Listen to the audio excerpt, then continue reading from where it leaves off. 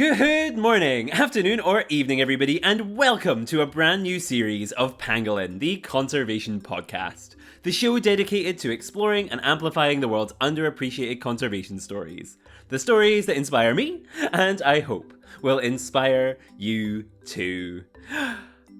I am so excited, and I'm your host, Jack Baker. Welcome back, and this series, we're doing something amazing. This series, we're doing something that I have always wanted to do. And this series, we are celebrating Pride Month by highlighting the voices and stories of the brilliant conservationists, educators, vets, just people, amazing people, who are members of the LGBTQ plus community and working to protect the natural world. For the whole month of June, I'm going to be releasing 2 episodes a week, more than ever before, with an absolutely brilliant lineup of beautiful, wonderful, incredible, intelligent, insightful, open, honest, beautiful people, and I'm so excited. I won't spoil everything, but I will tell you we're going to talk about gibbons, sloths, fire, education, zoos, PhDs, getting young people involved in conservation, hyenas, wrasse, clownfish, all sorts of amazing, wonderful, beautiful, credible, so many adjective things, and I'm so excited. Kicking off our Pangolin Pride celebration is somebody I know personally, and somebody who is, I can tell you now, before you've even listened to this, incredible. It is the wonderful Allie McGregor, who is the Senior Comms Officer for the Royal Zoological Society of Scotland. Allie is here to discuss how to promote positivity online, and following some backlash that her organisation received last year, which was hard and it was tough and it was awful, she teaches us how to deal with homophobia and transphobia on social media, and it's a heavy conversation and it's a serious conversation, but I really encourage you to stick with it, because the story that Allie tells and the lessons she teaches us and the amazing person that she is, and the way that the whole organisation and the way that her team persevered and pushed through, it's just a really inspiring story and I think they're wonderful and brilliant, and they deserve all of the love and applause in the world. So stick with it, because it's truly inspiring and brilliant, and yeah, they are the best. So yes, as someone who works for the Royal Zoological Society of Scotland, I know I have biases, but these ones are justified because they're just amazing people. Plus, she also tells us about some of her favourite species from New Zealand, which are just brilliant as well, and slightly creepy, but also wonderful. So yeah, and tells us about kind of some of the differences between New Zealand and the UK, and it's just, yeah, it's really interesting. So stick with that. And yeah, I guess like Allie is the most interesting one, so I will let the episode play. With all of that being said, without further ado, happy Pride Month, and let's get started.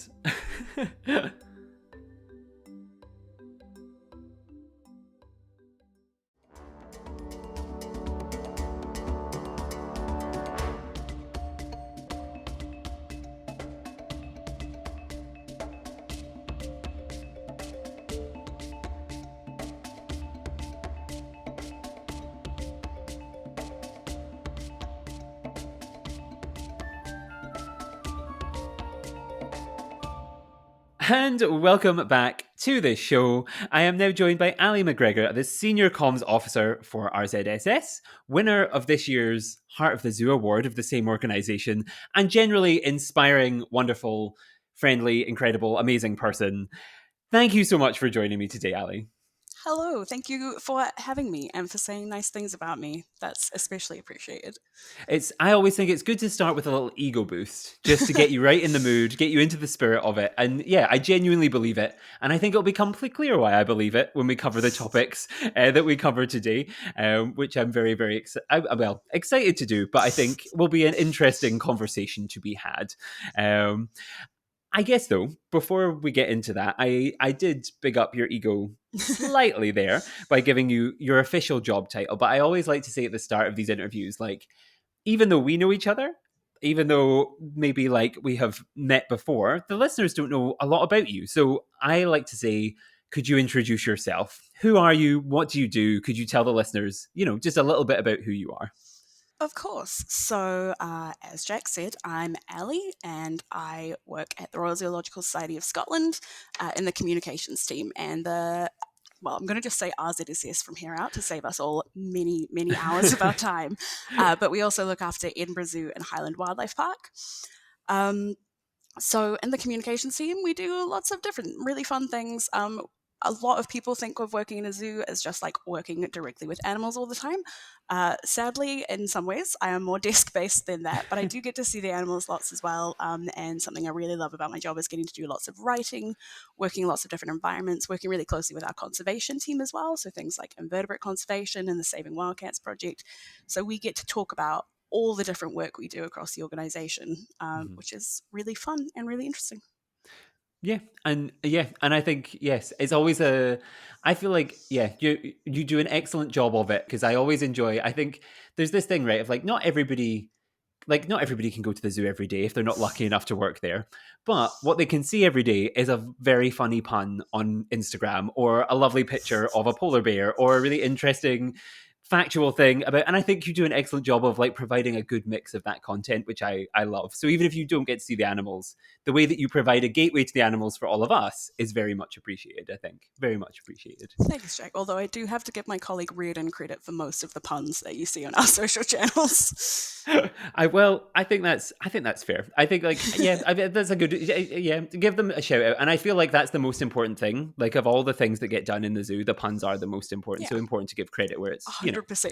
Yeah, and I guess that also kind of I think what's interesting is like when I talk to people who are kind of in the conservation space but don't necessarily do the science that people think of when they think of conservation or the education. Like they do things that are still really core important things, but they don't necessarily do the classic things that come straight to mind. I always like to know a little bit more about like how they got into that, because obviously like with a background in comms, you could work for a bank, you could work for a shop, you could work for marketing a product, you could work for all of these kinds of things. And so what was it about nature and like RZSS and kind of naturey things that pulled you into this space? Or was it a coincidence and accidentally you ended up here and loved it? Like what happened? In some ways, yes. I mean, first of all, the idea of doing comms for a bank sounds like the most boring thing I can imagine. So that's one part of it. But I guess first, like I grew up in New Zealand, and I think immediately people are going to be like, that explains it. Because when you grow up in New Zealand, you do kind of get this, I think, slightly like skewed experience of you do feel like nature is all around you, maybe a bit more. I mean, I've not grown up in a different country, so I can't actually compare it directly to anything else, but it definitely feels like the environment and being green and nature is kind of just like a part of your childhood. Um, my family as well were really into birds in particular, which is very common in New Zealand because it's kind of the only interesting kind of species we have. That's not entirely true. That's unfair to some like inverts and bats and things, but birds are definitely where New Zealand shines. So kind of throughout my childhood, I had that kind of background of being in and around nature a lot. Part of me kind of wanted to rebel against that, though. I think when your parents and your grandmother think something is cool, you're like, well, that means I can't enjoy this. Mm-hmm. So I think when I got to uni and I went to university in the UK, I didn't feel very close to nature or conservation for really like for that whole time, really. But I did get really into communications and storytelling, particularly because of social media. I mean, like everyone my age, I watched a lot of YouTube. Mm-hmm. Um, I was going to say and TikTok, and I'm like, no, that's much more recent. That is not for people my age. But a lot of like online content as social media kind of like rose to be this massive thing, and I was really interested in that. So then when it came to leaving university, I had this kind of strong communications and particularly social media experience, and then this kind of part of me that I wasn't really in touch with that still loved nature. But I ended up, my first job out of university was actually at the Royal Society for the Protection of Birds, so RSPB. There's going to be a lot of acronyms for organizations Mm-hmm. when you're talking about nature conservation. But working there really kind of reignited my love and passion for nature, but also meant that I learned a lot more about it than I ever knew before, because while I'd kind of been immersed in it, I didn't really know what people were doing to save it. And I don't think I'd really made those links between things like climate change, which I was really concerned about and still am, and nature loss. Mm-hmm. So, yeah, working at the RSPB was what really reconnected me with nature and nature conservation. And that kind of led me naturally to RZSS, which is kind of, there's a lot of similarities, and RSPB and RZSS are partners on a lot of projects as well. But what's really cool about RZSS, that gives me a different perspective to what I had before, is the focus on species conservation, where before I learned a lot more about kind of habitat scale conservation, and I guess birds, unsurprisingly, at RSPB. So now I'm getting to kind of get this different perspective of narrowing it down to specific species in Scotland, but also around the world as well, which is quite cool. Mm-hmm. Yeah, I guess that kind of, it touched on your answer there, kind of touched on a couple things in my head. The first of which was when your parents or grandparents think something's cool, you instantly dislike it. And my problem growing up was, and I can see this now that I have grown up a bit, but my mum was really cool. So when I was a child and I was like, I don't want to be like my parents, I was actually making myself actively less cool. She'll hopefully never listen to this, otherwise she's going to use that against me forever. But yeah, like it's that thing of, finding those things isn't necessarily the simplest path. And I guess it also interesting to hear though, because it's the second time as well that it's come up recently that like somebody who I taught someone recently who grew up in Mexico and then they moved to the UK. And so that change of dynamic, I guess, of nature, where like they grew up in a place where nature was more embraced and more kind of like people got into it more and like it was a more universal. And then they came to the UK where there was maybe less of a connection than there is in other places. And it's that. And so, yeah, I think speaks to the importance of, I guess, communicating these things because, yeah, like there are so many people out there who need to learn to love birds and all sorts of species, which you now get to work with and see every day, which is quite exciting. Absolutely. Yes, and I guess I mean now that just because of the bias of Scotland, I have to know like maybe this will be your. I'm going to ask you about your favorite underappreciated creature later on, but moving from New Zealand to here, was there a particular thing that you were like, whether it be when you were with the RSPB or with RZSS, was there a particular animal or animal or a plant or something that you were like, Scotland does this good, this is a cool thing? I think for me, it's more like the mammals in the UK, and Mm-hmm. not just Scotland, although I will shout out wildcats for being Oh, amazing, yeah. obviously, because I'm contractually obliged to. But I think for me, because I mean, the birds in New Zealand are amazing and really important, and big part of my life. But it kind of meant when I moved to the UK, I was like, "Oh, birds are so passe." For a while, I appreciate them now, I promise. Mm-hmm. But for me, like I had not seen like a fox before, which for a lot of people is not a crazy thing to see at all. Mm-hmm. And where I used to live just recently, like, was the first time I ever saw a badger, and I lost my mind just like walking home after like a pub night out, and I saw a badger, and I was like trying not to like yell because it was just so exciting for me. So I think when I first arrived, that kind of thing. I mean, even like Mm-hmm. squirrels, and I'm not a huge fan of gray squirrels because obviously Yeah. there's some issues there, but like even then you just kind of, it's just something really different. Whereas I think for me, things like really cool birds or insects were much more accessible growing up, so Mm-hmm. it took a bit more effort to get excited about them. Mm-hmm. This is the one time I'll give a pass to somebody for then having because I feel like I often get accused of having a mammal bias where people are like, Jack, this is an underappreciated animals and wildlife show and you only talk about mammals half the time. And I'm like, but this time I'm going to give you, I feel like that's a fair pass because of the context you came from into. That Exactly. makes sense. Whereas for me, who grew up here, my mammal bias is, yeah, that's just a bias that I have. I'm sorry. And yeah, the show's called Pangolin. It's a mammal. They should have expected it. But that's really, really interesting. Really, really interesting. And I guess like, yeah, I guess now that we know a little bit about you and what you do and where you've come from and how you ended up in RZSS. And I think it's time to kind of talk about the main thing that we're here to talk about today, which because this is our Pride Month celebration and season, I think something happened last Pride Month with RZSS that was simultaneously probably one of the hardest things you've ever done. And also, ultimately, though, hopefully, when we go through the story, just to give people hope that it's not just going to all go downhill from the beginning, hope also one of maybe the more rewarding and ultimately, very much ultimately nice things that have happened. And I know that some people might be aware of what I'm talking about already, some people might not. So, but I think you are probably the best person to tell this story. Could you tell us a little bit about what happened last year and, yes, I Yes. will hand over to you for as long as you need to explain the complicated situation that was last Pride Month.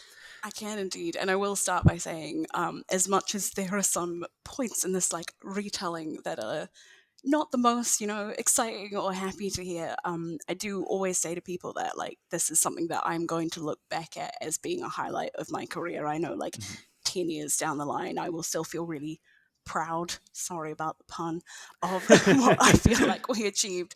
Um, but yeah, so basically, every year staff at RZSS attend Pride events, particularly Edinburgh Pride, because we have more people based down in Edinburgh, but we attend Highland Pride as well. But we've been attending Edinburgh Pride for years and years and years, and as many organisations do, after going along, we like to do a little social post, being like, we had an amazing time at Pride, provided we did, but we always do because it's so much fun. And the reason we post on social is kind of as like a bit of a celebration, just to get that message out a bit more widely. We're showing solidarity with our staff, our supporters, our volunteers, our members who celebrate Pride, who are a part of the LGBTQ plus community. And we just we want to share it. It doesn't, it's nice if people see us on the day and recognize where we're from, but it's nice to give it a little bit of a shout out online as well if we can. So again, yeah, like part of that's this sounds very corporate, but we're pledged to connect. So we've pledged to connect 1 million people with nature and enable more than 100 communities to protect nature by 2030. So again, there's a side of kind of attending Pride and having our presence be seen there, but also giving space for our staff to go along to Pride. That's about building that network, making more people feel included, reaching out to more communities. That's a really kind of crucial part of what our organization wants to achieve. But yeah, so that takes me to like what happened, which sounds very serious, and I guess it is, but I'm trying to like distance myself from that. So we did a very like generic post, honestly. It was the Monday after we attended Pride. We posted on the Monday because we wanted it to be during work hours, because some part of us clearly anticipated what could be to come. The post we did, and I'm sure it's not that hard to find, is not particularly strongly worded. It's a fairly basic kind of coming from an organization, just talking about we attended Pride, we support all of our colleagues who are part of the LGBTQ plus community, that's myself included. And it was a great time. This naturally, because of just, how the world unfortunately is and how social media is, did attract some homophobic and particularly transphobic comments. It was across basically all of our social media profiles, not LinkedIn, unsurprisingly. People don't actually want to get fired. But, Facebook, Instagram, Twitter, all of those channels got some negativity. And what we decided to do as an organization is really challenge that homophobia, that transphobia, that bigotry that people came to us with in the responses. On Facebook and Instagram, this kind of cut the conversation off, which was great. On Twitter, this did not happen.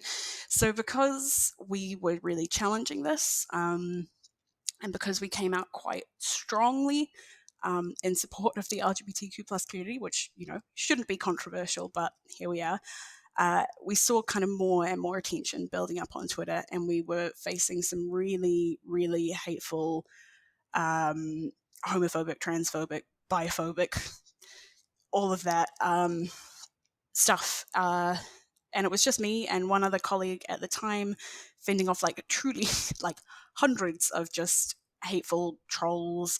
But also some of them, sometimes I worry that just kind of reducing people to trolls makes you think it's just kind of people doing it for fun because they apparently have nothing better to do with their time. But unfortunately, there are really harmful beliefs held in the UK at the moment, and a lot of people do really seriously hold these harmful beliefs, and they were kind of replying to Edinburgh Zoo, of all people, to complain about how good the LGBTQ plus community has it. Thankfully, as this kind of vitriol began to build up, huge swathes of support also came in.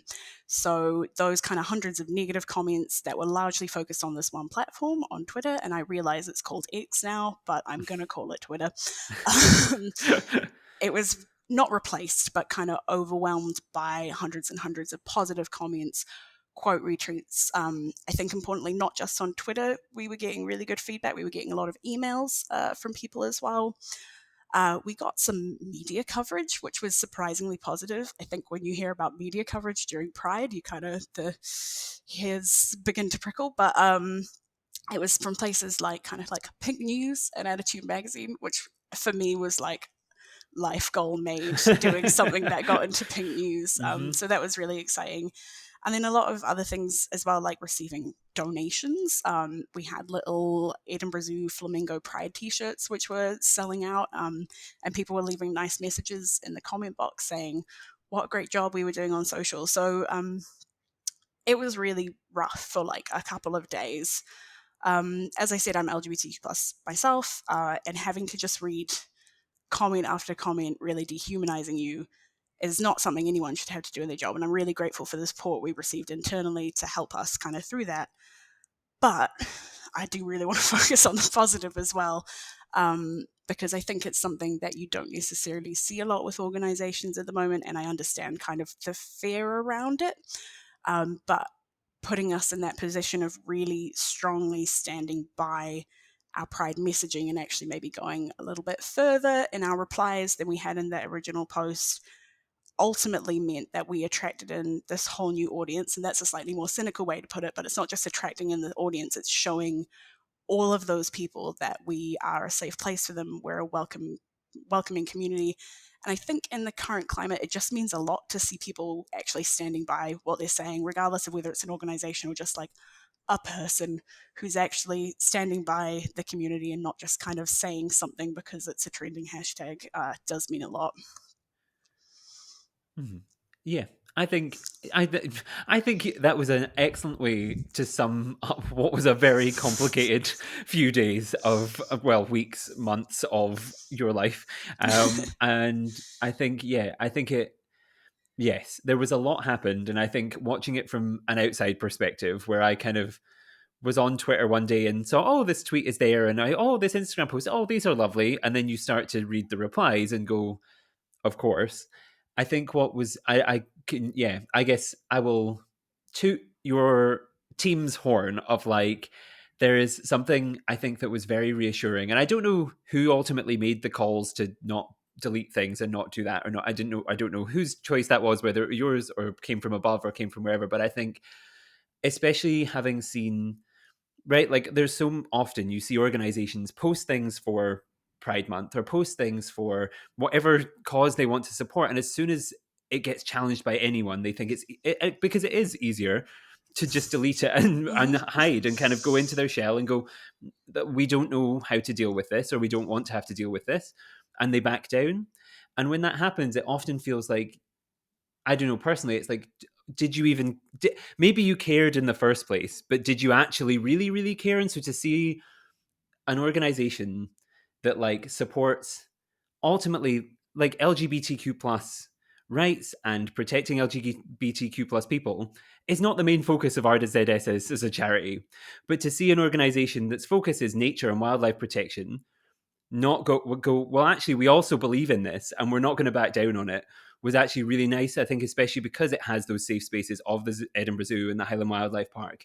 It just was really nice. And I think what was like, I think what also made all of that better was you never, I think also in these kind of situations, there's that little voice in your head, and I don't know if it's you as well, but when someone sends me a tweet or something that is nasty, you always kind of, there's that thing you want to kind of sink to their level and go, well, blah, blah, blah, but you never ever sunk. You kind of kept it at a level where it was like, we're staying professional, we're just saying facts back at you on our position, and ultimately like handled everything's like, watching it, it was like this thing of like, I am so in awe of like how you are dealing with this, because it can't have been easy and it can't have been like a walk in the park to, and every time you picked up your phone you were probably like, oh, what's it going to be now, or what's it going to be this, or every time you opened an email or this or that or the next thing. And I know it meant a lot, not just to me and to the other staff, but also to people I know from university or from the botanic gardens that I work in, or from just friends who have no interest in nature usually. I think it meant like an absolute world to them to see like someone not back down. So I think, yes, I will toot your horn, I will provide the like, you provided the very unbiased, like factual narrative, and I will now say you did an amazing job, because it was really inspirational to watch. It was really fantastic. I mean, yeah, I think that feedback that we got was like hugely important to me because I think on social media it's a very tense place to be these days. You can't do anything right, not to be too dramatic about it, but particularly in an area like this. And I think when you start to get that sort of volume Mhm. of feedback, shall we say, it's quite nerve wracking knowing if you're doing the right thing or not. I think this was a really important lesson in kind of the importance of having that knowledge in your organization. This is hopefully the most up myself I'm going to sound the whole time, but I think me being part of the community, following what the community has been experiencing in the media and online, and applying that knowledge to our decisions in advance of like how are we going to approach this if it turns sour, was a huge factor in kind of being able to go in with that approach. But then hearing from everyone, like what you've just said yourself, the emails we received, the support we received was so reassuring, particularly when we're going through this, like, again, not to sound too dramatic, but like this dark time of like, thankfully it was really only 2 or 3 days. I think if we think about social media, like that's things do move on quite quickly, and that's maybe the one advantage of how social media moves in some ways. Um, but that positivity and those people coming to us, I think it was particularly when sort of our visitor experience team were forwarding emails to us, because people tell you a lot more in an email than they're going to tell you in a tweet. But there were some really, really nice stories coming through just saying kind of what a difference it made for whether it was someone who already supported the zoo or RZSS. So they felt really kind of like justified in their support and really welcomed and kind of excited that this organization they were already involved in was kind of saying what they wanted to see organizations say, or people who were just based like Edinburgh locals suddenly feeling that kind of positive, like someone reaching out to them and supporting them, or wider than that, people just saying, I think you've seen so many campaigns online recently where, I mean, as you say, people just don't really back it up. And I don't necessarily hold that against them because like it Mhm. was a really rubbish few days. Like it was Yeah. not a fun time. I understand the impulse to delete the post or step away, but I think it's much like it's just so important, and the feedback we received showed how important it is to be able to stand your ground, because I think if you can't do that, you're doing more harm than good ultimately. But that all those lovely things people said, the things that you just said really were what helped us through that really challenging period, and what kind of help us like as we go forward, knowing that we're continuing to make the right steps, continuing to make our organization more inclusive and safe for everyone. Mhm. Yeah, and I think yeah, yeah. I think that's the thing is like, yeah, you can have inclusive education programs and you can have inclusive like signage and you can have inclusive things, but if you it has to have if every aspect of the charity and the organization works in synthesis, it kind of shows it makes it a more holistic thing, and I think that's exactly yeah, I think that's really nice, and I think it's yes, it also signals to people that like when they come they're going to be welcome here and they're going to be safe and they're going to have a great day, not just because they're going to see a lion or a tiger or whatever it is. They're going to have a great day because everybody in the space, they will be welcomed with open arms, and like it's yeah, it's really really nice. It's yeah. um and I guess like we've talked a little bit about it, but I guess like moving forward from that, because it was such an it would have been so easy, I guess, to sit in this darkness and kind of be like, oh, this is awful. But luckily the narrative kind of turned, and there's I think probably some major takeaways, probably for yourself personally, but also in terms of like a comms perspective, just as in professionally, there must be things that like you take away from that and go, this was awful, but I have learned and I've grown and I've done these things. And I wondered what some of the kind of like yeah, if anybody else, any other organization is listening to this and going, we had that, or any individual has experienced, like, how can you learn and grow from like experiences like this one? Because I think it's Right. Like, it must be challenging, but reward. I don't even know. Like, yeah. Yeah, challenging but rewarding. It's a weird one because I'm like, I don't Yeah. really want to say that it's rewarding to be No. exposed to all of that, but it was No. sort of rewarding in the end. But yeah, I mean, some more specific things for this situation with things like, I mean, I've touched on already, like being prepared and having good awareness of a topic before you go into it. So, like I said, I had personal kind of lived experience, but we also obviously we have. I am not the only LGBTQ plus person in the organization. I also, when I prepared kind of the possible responses and kind of the guide for responding ahead of putting any Pride content out, I spoke to our accessibility and inclusion manager as well. So part of that was kind of having that lived experience awareness. Part of that was just, I mean, and this might be being part of a communications team, but like reading the news and knowing that things like homophobia and transphobia, there has been a huge rise in this. So I think something like from March 2022 to March 2023, and clearly I need some new figures soon, but the Home Office figures for hate crimes against transgender people rose 11%. And we know that there's been a huge increase in media coverage on trans people, sort of hundreds of articles every month, and a lot of this is skewing really negatively. So be aware of the conversation that you're wading into and what kind of the status on that is, but also be aware of the platforms you're using. I think many of us, particularly those of us working in communications or social media, know what it's like at the moment. I think Twitter especially, sort of the moderation tools aren't there anymore. The people that are still using Twitter, a lot of people have moved away from it. A lot of the audience that are still on it have much more extreme views. So if you're going to talk about Pride or International Women's Day or any of these things, you need to approach that knowing that you might just be wading into some sort of hellish online debate. It might be that not that many people see your tweet, you get some likes from your usual audience, and everything is fine and lovely. But as soon as it gets out of your bubble or into kind of a specific audience, it can kick off, and you need to go in prepared. I think as well, I mean, what we've learned, it's really great to learn it for Pride, but I think there's lots of things that RZSS and the nature conservation sector more generally would not be able to do this for. So we felt really comfortable talking about Pride because we have been going for years. We feel as an organization that we are very inclusive of LGBTQ plus people.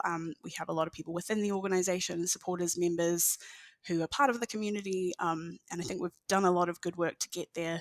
I think you could probably say the same for women in RZSS, and again, the conservation sector more broadly. I think there's been a lot of really good work done there. But when you look at other areas of inclusion, there's still a way to go. So things like disabled access to nature, race is obviously a really big one for the nature conservation community. I know there's been recent reports on just how white we are. And so I think it's also important to know when it's appropriate for you to wade into a conversation. It's not really appropriate at the moment for my organization to do a big flashy tweet about how great we are about racial equality, because we're not really there yet. We know we still have work to do. So I think another thing to think about if you want to wade into these conversations, if you want to get involved in sort of awareness months or weeks or days, of which there are so many, actually reflect on what your organization is doing, and be sort of authentic about what you're doing or where you need to do a bit more work. So it shouldn't just be a marketing exercise. It should be an actual commitment to change, a commitment to inclusivity. Mm-hmm. I've forgotten what the question was. It was, what had you learned? And I feel like you've not gone off. You've not gone off the path. You're still there. Excellent. So I think for me personally, some of the things I've learned is like resilience, and what I can survive in my job. Not that you should have to. I think again, if there's any sort of managers, heads of teams, or anything, I would really think about how you're protecting your team members who run social media accounts. This is something that I think we're still kind of learning how to do, because social media is changing all the time, and your team's capacity is changing all the time, and your priorities are changing all the time. But I think when we look at what social media is, I would really encourage anyone who's in a leadership position, who has team members who work on social media, to think about how are you protecting your team, and how are you, if something like this happens, what support can you offer your team, but also your other colleagues as well, because I'm not going to pretend, obviously, members of my team were perhaps more directly affected, but this kind of thing absolutely affects everyone at the organization. I think a really interesting example is the National Trust, where their head of communications actually replies to a lot of things on her kind of personal, it's a work account, but she replies to a lot of the really bizarre things that the National Trust get complaints about on social media. She replies to them herself, and I think having that named person is probably really helpful. Mm-hmm. And I mean, I'll take this opportunity to say to anyone who's not working in social media but uses social media, remember that when you're talking to an organization on social media, particularly a smaller one or kind of a charity, it's often just kind of one or two people behind that account. So even if you have a complaint, and there's lots of incredibly valid complaints as well, so I don't want people to feel like they can't complain if an organization does something wrong. But just keep in mind that there's a person behind those accounts, and be as kind as you can, context dependent. Because I think a lot of people, I mean, organizations are essentially faceless on social media, and so a lot of people just kind of vent their frustrations towards this faceless brand online, but a lot of us are just, you know, a couple of team members working away trying to reply to things. And a lot of the time, I love working on social because you get to engage with so many people who are really excited by your organization and your work, but it does make it rough when you have a situation like this, and suddenly you get the other side of it as well. So I mean, it's a bit cliche, but like, hashtag be kind. Yeah.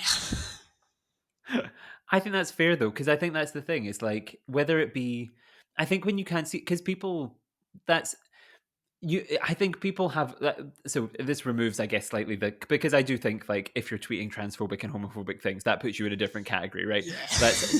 But even just general complaints about something, I always find that, like, my thing is, like, you always catch more flies with honey, which is probably not a particularly conservation-y message to say, but you catch more flies with honey. You catch things by being sweet, and you catch things by being nice. And I know that I'm more inclined to, I will be able to respond and cope and deal with things faster if you're being nice to me and if you're being kind and you're being like, because otherwise I'm not just having to deal with you, I'm also having to deal with the emotional stress of dealing with whatever your issue is that you need help with. So I completely get it, of this thing of, like, I think it's something we can all learn to go away and be like, okay, remember there's a face behind the Twitter. Remember and they are not your enemy. They're not there to hurt you. They might agree with you, or they might have had 10 things in the same week that are the same as yours, and they are like, okay, now we need to address this more like, just be nice and be kind, I think, is a very good message to have. Because and I'm not saying I'm completely innocent, because sometimes I am very angry at certain things, and I'm sure like, I'm not innocent either, to be fair. no, there's sometimes I think where I'm like, I'm being very polite, but I know that afterwards people will look at me and go, Jack, you were saying polite things. It was the way you were saying them was the problem. And I was like, yep.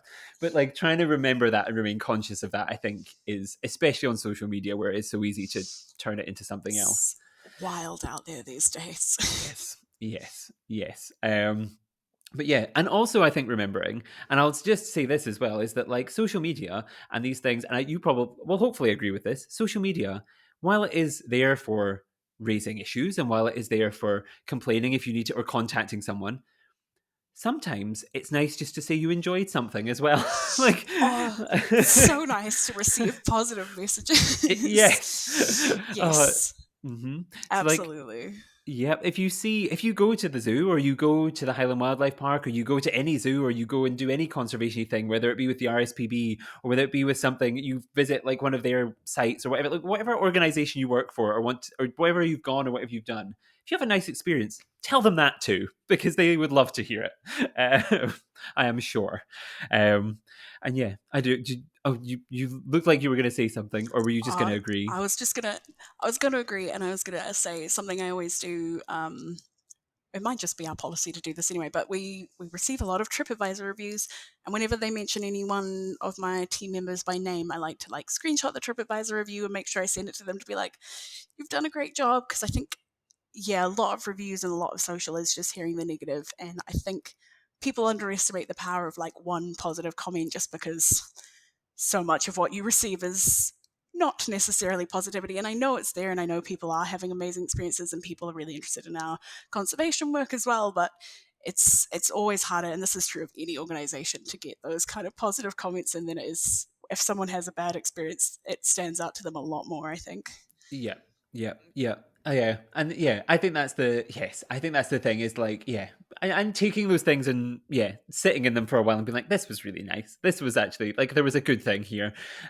Is I think very important, and yes, keeps you reminds you often why you do what you do. I think whenever I've received messages on for the podcast, for example, that are like just little nice things, that invigorates me to make a whole other series, even if it's just one person. I'm like, okay, let's go again. Um, like yeah, it's really important. And I guess the other last thing before we move on from this kind of rough kind of topic onto it, and something else I wanted to ask you was something you said that I think needs underlined and I think is really important, is like that thing of like this is, and you kind of touched on it a couple of times, but this thing of like supporting LGBTQ plus, kind of the LGBTQ plus community is not an advertising thing. Supporting any movement is not an advertising thing. If you're going to tweet about it and talk about it and do these things, put your money where your mouth is. Because I think I have heard presentations in the past where people have said things and they've been like, oh, yeah, well, we support this movement. I'm talking in very vague terms as not to shade any one organization, but I've heard organizations in the past say, we support this group of people and we want to bring them into nature and we want to bring them into conservation. And then they talk in the same breath of going, oh, but there was this scandal around this person we were using for advertising. But, you know, once that blew over, we just used them, even though that stands in direct opposition of the group they were trying to support in the first place. So I think it's this thing, right, of like, don't just use it as a marketing ploy.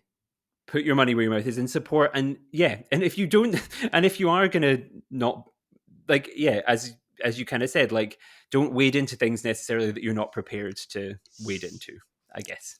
Yeah, I think as I kind of touched on earlier, I understand again the impulse to not reply or to delete a post if it gets really hard. But I think that does a lot more harm than if you just don't say anything in the first place. Because what you've done there is put out a supportive message, got a bit of pushback, and taken that away again. And as a member of the LGBTQ plus community, I've seen organizations do that, and it hurts. It feels really bad when I see them take that message down. I think as well, hopefully people can learn from our experience. We did get those messages to start with, but then it turned around as well. And I think the other thing to mention of that is like, people are quite smart and they will know when you are doing something inauthentically. My community will cotton on if it's just a marketing scam. Yeah. So if you're not, like, it can be a useful marketing tool. I work in communications. I get that we're participating in Pride Month. There's always going to be a level of kind of, we're doing this to engage with an audience because we do want them to support us. But yeah, we know when it's inauthentic, and we know when it's just marketing, when you're not going to back it up, when you're just kind of painting a rainbow on something. People will cotton on to that. So it's not going to be worthwhile for you in the long run because it's not actually going to get that support that you're looking for. Yeah. Yeah.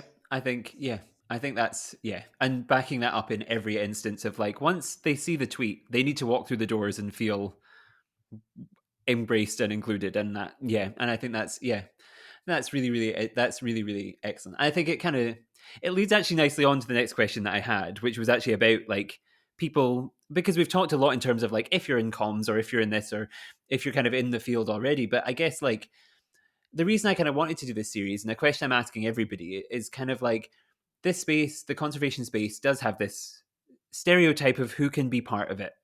And I think that stereotype is completely wrong because we need everybody to be involved and we need everybody. And the more voices we have and the more diverse voices we have, the better the conservation space is, the more interesting the nature kind of space is, the more we can do and the more we can achieve. And so what I'm asking everybody this series is, what would you say if there's somebody listening out there who's like, I either don't belong in this space or I don't think I should be in this space? What would you say to that person to make them be like, come in, you are more than welcome and you are needed and you are important? I think maybe sort of start small, or start with something that kind of sparks joy for you. Um, so finding your community. I think I weirdly came to this backwards, maybe as a member of the LGBTQ plus community, where I got into nature conservation first. but once I was there, that made me see a lot of, there's so many people out there that are part of my community who are doing really cool things. So I think there's like Jasmine Qureshi. I'm so worried I'm pronouncing their name. No, That Jasmine was was on the show a few episodes ago, Jasmine and Qureshi, for amazing. example, Yeah. amazing Mhm. kind of advocate for nature, who's part of the community. Oh no, there's a drag artist who Is it does Patagonia? Patagonia. There's also Hmm. The Pansy Project. I can't remember who runs it, but the Pansy Project is another amazing kind of nature, like LGBTQ plus project linked with nature. So those are just like a couple of examples out of like legitimately, I'm sure there are hundreds and hundreds of people who are in the LGBTQ plus community, but also in this nature conservation space. So I think you can find your community starting kind of on either end, depending on where you are, if that's what you're looking for. I think as well. So I think our community tends to be a bit more cut off from nature. We're often kind of more based in cities. Um, but like looking for those little things. So I think I didn't realize how much nature was in Edinburgh until I was like, actually, there's like Hmm. loads. I'm trying not to swear. There's so much of it. There's Hmm. parks everywhere. There's hills. There's like little mini woodlands. There's botanic gardens that I'm a huge fan of. But like, start with a little like you see some like cute flowers, and they might not even be that engaging from a nature conservation perspective, but if that's what connects you with nature, then that counts. Be like if you see the badger that I saw and lose your mind like on the street next to your flat, just finding those little things that excite you about nature as a way in. But yeah, I do think it's really important to say like nature needs us all more than nature ever has. I think it can be kind of a second thought at the moment when we think about climate changes. I personally think kind of the most pressing issue of our time, and I think that's really well recognized now. But the nature and climate crisis actually really go hand in hand. Um, and I know a lot of people in the LGBTQ plus community who are really connected with kind of climate activism, and I think all those people would absolutely love to be part of the nature space as well. And some of them already are, but some of them just haven't kind of found that way in yet. So just look out for it. But also, I think we all really love animals and wildlife. Every LGBTQ plus person I know, like all of my friends, like we love animals. That Yep. feels like an easy way into me. Yep. Yeah. Yep. I think that's the thing. Is like I think it just is something that is part of the community of like, yeah, we know something that is absolutely amazing when we see it. Like, yep. Exactly. And yeah, I think that's fantastic. And I think yeah, that there is advice for everybody there, I think. And yes, as I said, Jasmine was on the show. So if you want to listen to a whole episode with Jasmine, she is there a few episodes ago, talking about invertebrates and things. So just a plug for that episode and for her again because she's amazing. Um, and yeah, everything else you said, I think I highly agree. And I think also linked very well to the kind of final main kind of question that I wanted to ask, which again I ask everybody, but you talked a lot about finding those things that like bring you in, whether it be a badger or whether it be a fox or whatever it is, or whether it be something that is, yeah, as you say, not necessarily an important conservation species that needs our protection right now, but might be a gateway into other things. And so the question I ask everybody is, what is your favorite underappreciated species, plant or animal, and why? And so, what would that be for you, Ali? This question is absolutely agonizing for me because I have so Mm-hmm. many favorites and I Yep. feel like they're all underappreciated. But then if I think about it a bit more, I'm like, actually, some of them are very popular. I just like to think I'm different. But what I have chosen is the weta. So the weta is a New Zealand species. There's actually, I think, around 100 species of weta, but I'm just going with weta because that's too many species to list. Around about 16 of those species are sort of endangered or in trouble. Um, but the reason that I have gone for the weta is because they look really creepy. So they're an insect. They, like, if you woke up with one on your cheek, it's gonna give you a fright. My dad hated them growing up, like, was properly scared of them. And I feel like creepy crawlies need the most love, perhaps of any kind of species. Um, Insects are incredibly important. Loving Sorry, your I've just reaction looked right up now. a picture of one for anybody who's why Allie has just started laughing as I've just looked up a picture and I can They look terrifying, and I'm not going to Yep. pretend they're not. And like I've definitely, so where I grew up, there's a bird sanctuary nature reserve called Zealandia, and there's a cave there that's got cave wetters in it, and they apparently can jump very far. And I was always way too scared to go into the cave. No. But as I've gotten older and I've worked for RSPB and particularly RZSS, plug for all the amazing invertebrate conservation work that RZSS is doing, I've really grown to appreciate like bugs and beasties and how important they are, but also how like we overlook them a lot because they're not kind of the cute, fluffy, charismatic species that maybe come to the fore when we think about what animals we want to save. So I picked the winner because they're like the least cute, cuddly thing I can think of, and also because I've always got that little bit of New Zealand bias in me, so I had to pick a species in New Zealand. But really, there's so many. If you just asked me to like list species I love that I feel are underappreciated, we'd be here for hours and hours and hours. I feel like I just need to. I don't know why I spend time writing other questions because I feel like every person I talk to, I'm like, I could just ask the first question and they'd be here for an hour talking about various things. Yep. No, that is an excellent. I love an excellent choice because I feel like, yeah, it's an unusual one that I don't think many other people would pick because they wouldn't have the knowledge of. So I'm exceptionally glad you picked it. People may be familiar with the word weta because of Weta Workshops working on Lord of the Rings films. That'll be people's way in. Not to be too cliche of a New Zealander. It's going to make it even more. How to make something that's already really specific and a little nerdy even more specific and nerdy. That's the way in. What do you mean specific? Everyone loves Lord of the Rings. I'm pretty sure. That's just facts. Yeah. I'm not going to challenge that with someone from New Zealand. Nope, that is definitely, yep, yes, 100% true. Yep. Yes, I think that's a fantastic choice. A fantastic, fantastic choice. And give something, I think we've given people a lot to think about today in various aspects. And I think that has added to the pile of things to go away and think about. And yeah, unfortunately, while adding that final sheet of paper to the pile of things to go and investigate, that does mean that we are kind of reaching the end of our time, which is very, very sad. But before we go, I always like to say, I will say a huge thank you in a second, but before I do that, I would like to say, is there anything to plug for RZSS or where can people go to learn more or support or do these things? Like, where should people go to do that?